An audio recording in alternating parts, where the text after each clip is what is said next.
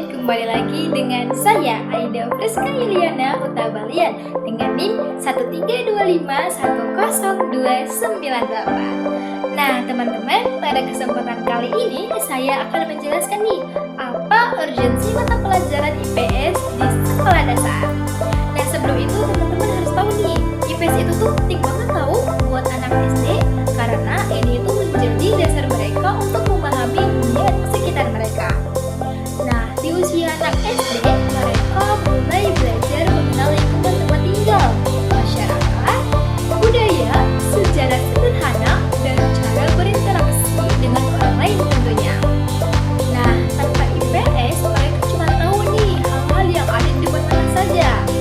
Gak paham kenapa adat istiadat itu ada, bagaimana kerja pemerintah desa atau kelurahan, atau kenapa kita harus menjaga lingkungan.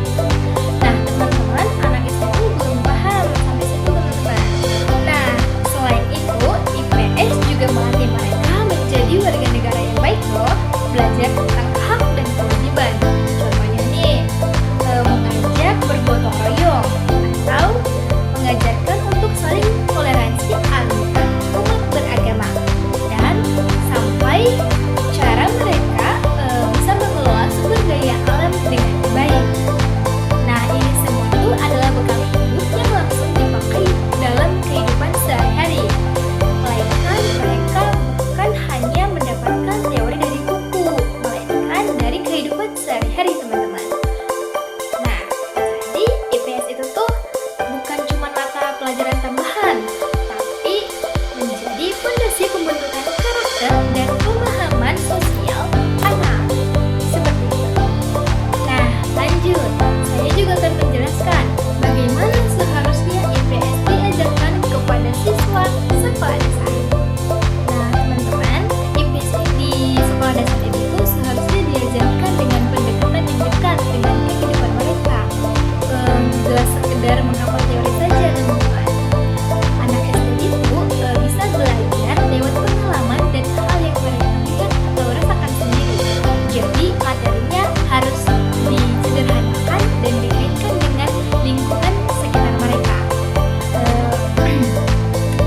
Misalnya nih, kalau belajar tentang pemerintah, kan gak perlu langsung menjelaskan struktur negara yang rumit kan?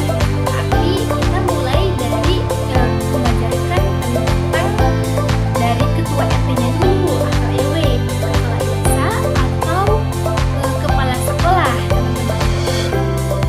Nah, kalau belajar tentang lingkungan nih, ajak mereka melihat taman sekolah, sungai dekat rumah, atau sampah yang ada di sekitar mereka, teman-teman.